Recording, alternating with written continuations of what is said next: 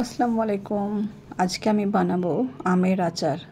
চারিদিকেই এখন আমের ছড়াছড়ি, কাঁচা আমের ছড়াছড়ি আর কি। আর সেই দেখে আমাদের বাড়িতে নিয়ে আসা হলো 4 কেজি কাঁচা আম। তো এখানে 4 কেজি কাঁচা আম নিয়ে আসা হয়েছে। তো আমি এটাকে 2 ভাগে ভাগ করলাম, মানে 2 কেজি করে। তো এই 2 কেজি আমেরই আমি আচার তৈরি করব। তো আমগুলোকে খুব ভালো করে ধুয়ে নিয়েছি প্রথমেই, তারপর আমি এটা ছিলে নিচ্ছি। তো এইভাবে একটু সাদা মানে অস্তরণটা বের করে দেব, মানে সবুজ অস্তরণটা পুরোটাই ছিলে ফেলে দেবো আর এভাবে কেটে নেব। আর আমি একদম ডাইরেক্ট যে কড়াইটাতে রান্না করব সেটাতেই নিয়ে নিয়েছি। তো 2 কেজি আম এভাবে ফালি ফালি করে কেটে নিয়েছি। আর তার ভিতরে আমি দিয়ে দিলাম 4 কাপ চিনি। এখানে আপনি চাইলে পারে আরও 1 কাপ বা 2 কাপ চিনি বেশিও দিতে পারেন বা কমও করতে পারেন, বা যেরকম আপনার ইচ্ছা আর কি। তো আমি 4 কাপ চিনি দিলাম, আনুমানিক এটা 600 গ্রাম হবে। আর তারপরে দিয়ে দিলাম 1 টিস্পুন ভর্তি করে নুন দিয়ে খুব ভালো করে এটাকে মাখিয়ে আমি ঢাকা দিয়ে রেখে দেবো 1-1.5 ঘন্টা। তো ততক্ষণ এটা রেস্ট নেক। আর এখানে করব কি, এখানে আমি একটা কড়াইয়ে 4-5টা নিয়ে নিয়েছি শুকনো লঙ্কা আর 1 টেবিল চামচ ধনে, এটাকে আগে ভেজে নিচ্ছি। তারপর আমি আবার এটার মধ্যে মেশাচ্ছি 1 টেবিল চামচ জিরে আর কি, গোটা জিরে। এগুলোকেও খুব ভালো করে ভাজা করব একসঙ্গে। আর দিয়ে দিচ্ছি 5 ফোড়ন 1.5 টিস্পুন। এটাকে পরপর দেওয়ার একটাই কারণ যে সাইজ অনুসারে ভাজাটা হবে আর কি। প্রথমে ধনে আর লঙ্কা দিয়েছিলাম, যেগুলো একটু সময় লাগে ভাজতে, তারপর এগুলো বাকিগুলো দিলাম। এটা নামিয়ে রেখে আমি গ্যাসে এবার বসিয়ে দিলাম আমের কড়াইটা দেখতেই পাচ্ছেন আমের পুরো একদম জল ছেড়ে দিয়েছে আর চিনিগুলো গুলে গেছে। এই টাইমে কিন্তু আমার গ্যাসের ফ্লেমটা একদম হাই, মানে সম্পূর্ণ আমের আচারটা হাই ফ্লেমেই বানাবো আর কি।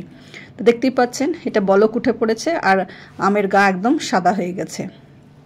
এবারের ভিতরে আমি দিয়ে দিচ্ছি 1 টিস্পুন ভর্তি করে মৌরি আর 1 টিস্পুন ভর্তি করে কালো জিরে। এবার এটা ফুটতে থাকে এর সঙ্গে। আর যতক্ষণ এটা ফুটা, আর এটা কিন্তু সবসময় আমাকে হাই ফ্লেমেই করব আর একটু তলা থেকে নেড়ে দেবো মাঝে মাঝে। জাস্ট আমাকে খেয়াল রাখতে হবে যেন এটা পুড়ে না যায় আর কি।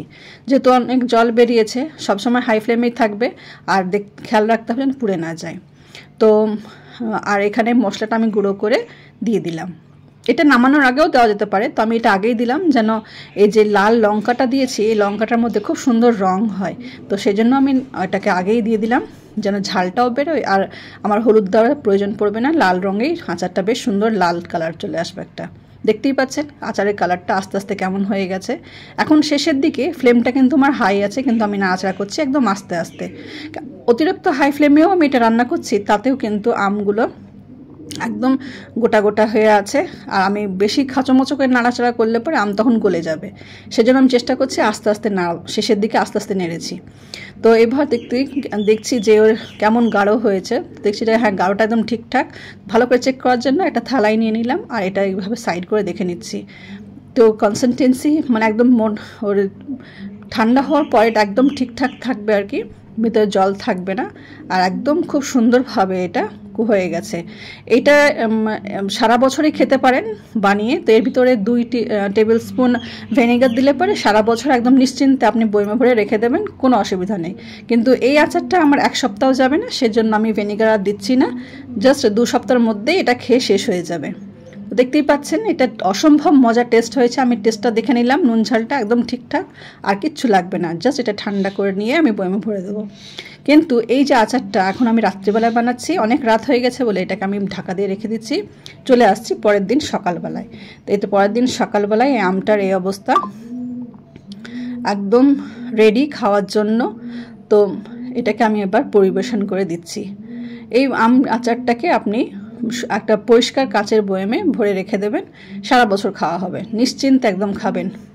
রেসিপিটা ভালো লাগলে পরে শেয়ার করবেন।